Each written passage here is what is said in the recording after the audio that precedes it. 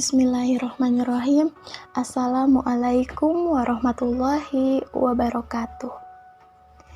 Rabbi sholli sadri wa yassirli amri wahlul 'uqdatam min lisani yafqahu qauli. Pada kesempatan kali ini, saya akan membahas mengenai tujuan pendidikan Islam. Sebelum kita membahas mengenai tujuan pendidikan Islam, harus kita ketahui apa itu definisi dari pendidikan. Pendidikan berasal dari kata Yunani pedagogi yang berarti bimbingan yang diberikan kepada anak.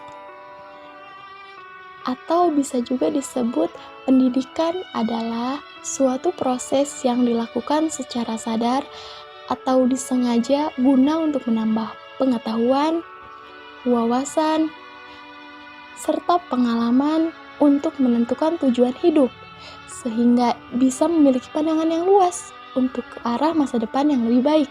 Dan dengan pendidikan itu sendiri dapat menciptakan orang-orang yang berkualitas. Nah, lalu apakah pendidikan Islam itu sendiri? Pendidikan Islam itu berarti sistem pendidikan yang memberikan kemampuan seseorang untuk memimpin kehidupannya sesuai dengan cita-cita dan nilai-nilai Islam yang telah menjiwai dan mewarnai corak kepribadiannya. Dengan kata lain, pendidikan Islam adalah suatu sistem kependidikan yang mencangkup seluruh aspek kehidupan yang dibutuhkan oleh hamba Allah, sebagaimana Islam telah menjadi pedoman bagi seluruh aspek kehidupan manusia, baik duniawi maupun ukhrawi. Nah, sebelum kita lanjut ke pembahasan mengenai tujuan pendidikan Islam, mari dengarkan dengan seksama pembacaan ayat suci Al-Quran tentang dalil tujuan pendidikan Islam, yaitu Quran Surat Al-Baqarah ayat 151.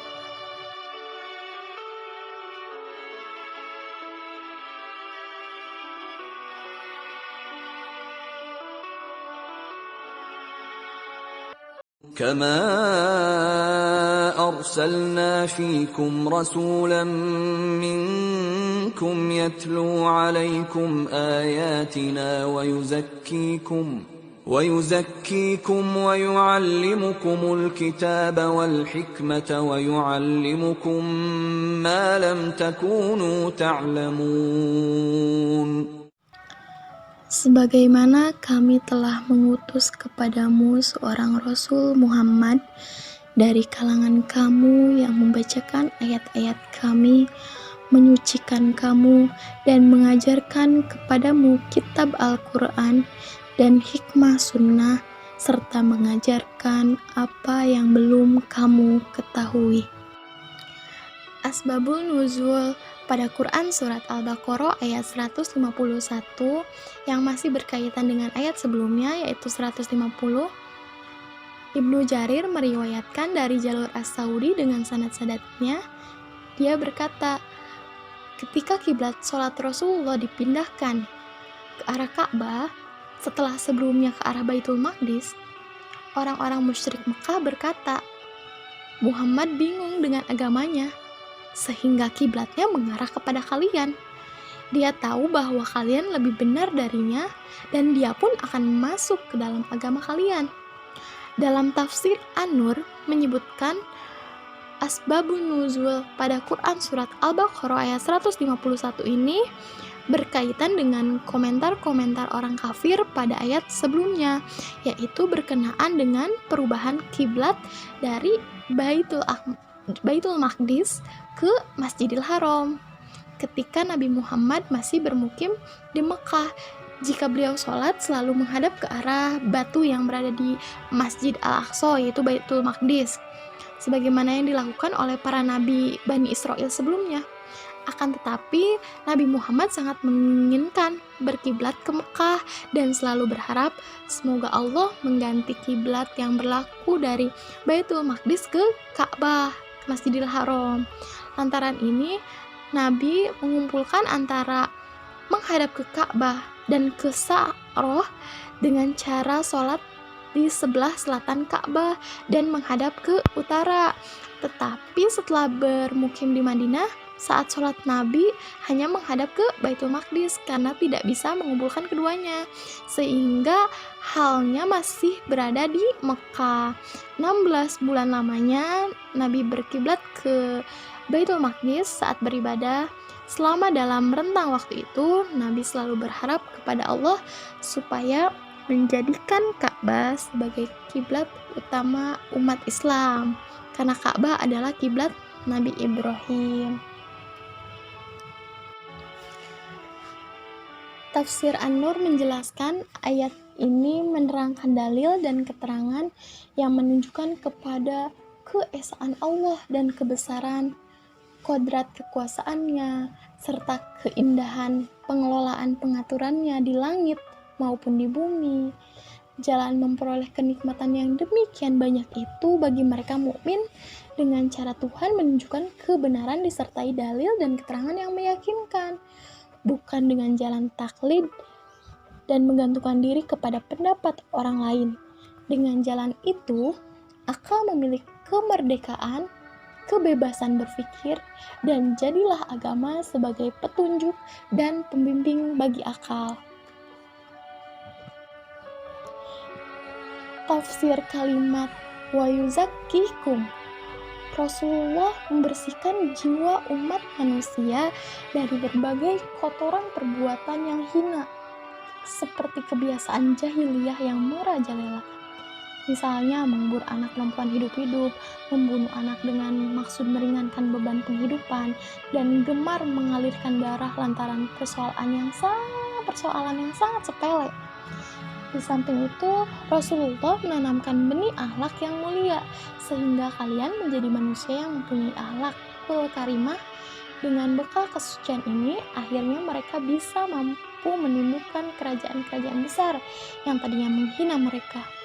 Mereka memperkenalkan kepada semua bangsa berupa keutamaan dan keistimewaan, termasuk keadilan dan politik yang baik di dalam mengatur umat manusia. Tafsir kalimat wa yu'allimukumul kitab ditafsirkan dalam kalimat tersebut mencangkup segala hal yang disebutkan di muka, yaitu pembacaan ayat-ayat Al-Quran dan penjelasan terhadap materi pokok di dalamnya, yaitu hikmah. Hikmah adalah buah pendidikan dari kitab ini, yakni penguasaan yang benar dan datang pada suatu hikmah bersama hikmah pada suatu masalah dengan suatu timbangan yang benar, serta mengetahui tujuan perkara-perkara dan arahan-arahannya. Begitu juga akan terrealisir hikmah ini secara massah, mendapat bimbingan dan pencucian dari Allah Subhanahu wa Ta'ala dengan ayat-ayat Allah. Konsep tujuan pendidikan Islam dalam Quran Surat Al-Baqarah ayat 151, yaitu Rasulullah Shallallahu Alaihi Wasallam sebagai pendidik jagat raya ini. Beliau mengajarkan bagaimana cara melatih diri agar senantiasa sadar akan segala nikmat Allah Subhanahu wa Ta'ala yang telah diberikan kepada hamba Allah. Nikmat itu terlalu banyak dan besar sehingga tidak dapat dihitung sama sekali. Sehingga bersyukurlah yang harus sering-sering dipanjatkan kepada Allah. Salah satu nikmat yang tiada tara adalah Allah telah mengutus hamba yang beriman, yaitu Rasulullah Shallallahu Alaihi Wasallam, untuk mengabdikan dirinya kepada umatnya dengan cara yang baik dan tulus, untuk mengajarkan apa yang telah dimiliki kepada umatnya. Oleh karena itu, terdapat kaitan dalam Quran Surat Al-Baqarah ayat 151 dengan konsep tujuan pendidikan Islam, yaitu terletak pada kata yuzakkihim dan yu'allimu.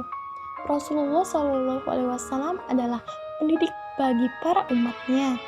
Berbagai tahap menuju konsep tujuan tersebut. Pertama, menyucikan bangsa Arab yang tadinya masih dalam keadaan tersesat. Kedua, mengajarkan Alkitab dan Al-Hikmah kepada umatnya, hal-hal yang belum diketahui. Kalimat mengajarkan apa yang belum mereka ketahui ini merupakan nikmat tersendiri, mencakup banyak hal dan melalui sekian cara.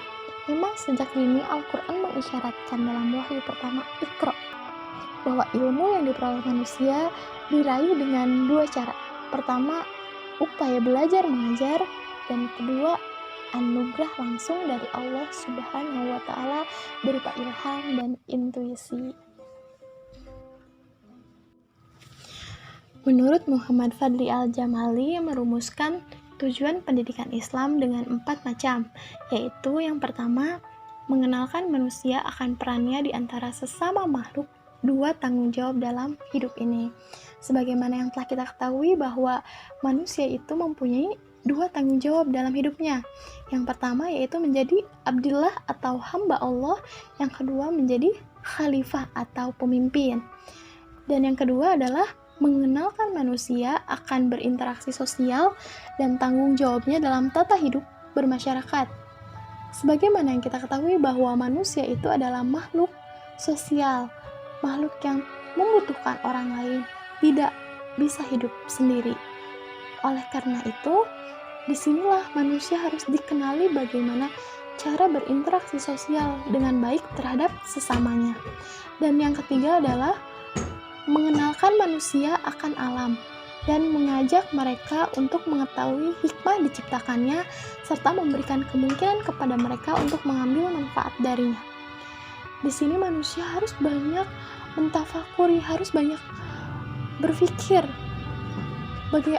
apa sih tujuan dari penciptaan alam itu, dan ia harus mengambil manfaat dari penciptaan alam itu dengan sebaik-baiknya, dengan catatan tidak merusak alam sekitarnya. Tapi dengan rasa syukur itu, ia manfaatkan dengan baik apa yang telah Allah turunkan, apa yang telah Allah ciptakan dengan seindah-indahnya dan tidak boleh merusaknya. Yang keempat adalah mengenalkan manusia akan pencipta alam, yaitu Allah, dan menyuruhnya beribadah kepadanya. Jadi ini manusia mengetahui kodrat pribadinya, yaitu sebagai hamba Allah. Jadilah hamba Allah terbaik. Tujuan-tujuan pendidikan tersebut mengikuti definisi yang telah dipaparkan di atas, yaitu menginginkan perubahan pada 3 bidang-bidang asas. Yang pertama, tujuan-tujuan individual yang berkaitan dengan individu tersebut. Ada perubahan yang diinginkan pada tingkah laku, aktivitas dan pencapaiannya, dan pada pertumbuhan yang diinginkan pada pribadi mereka, dan persiapan yang mesti kepada mereka pada kehidupan dunia dan akhirat. Yang kedua adalah tujuan sosial yang berkaitan dengan kehidupan masyarakat sebagai keseluruhan, dengan tingkah laku masyarakat umum, dan dengan apa yang berkaitan dengan kehidupan ini, tentang pertumbuhan, memperkaya pengalaman, dan kemajuan yang diinginkan. Sedangkan yang ketiga, tujuan-tujuan profesional yang berkaitan dengan pendidikan dan pengajaran sebagai ilmu, sebagai seni, sebagai profesi, dan sebagai suatu aktivitas di antara aktivitas-aktivitas masyarakat. Dapat disimpulkan bahwa konsep tujuan pendidikan Islam adalah suatu gagasan menuju perubahan yang diharapkan pada subjek didik setelah menjalani proses pendidikan, baik perubahan pada tingkah laku, kepribadian, dan perubahan pada masyarakat di sekitarnya, dan di dalam dirinya pribadi dalam tempat subjek didik itu berada.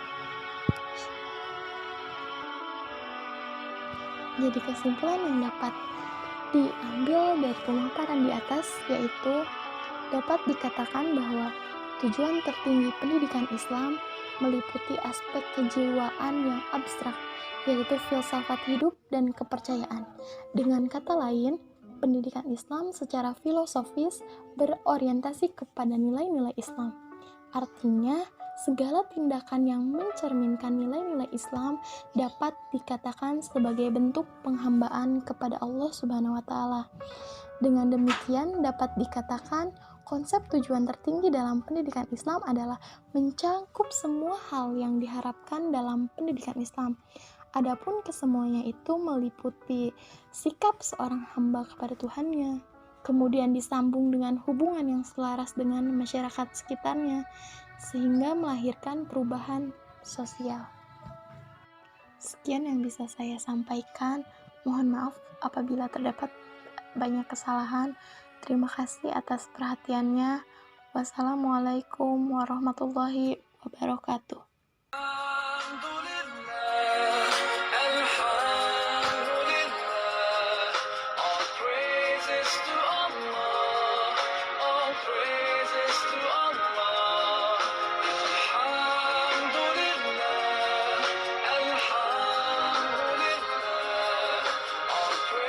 Praises to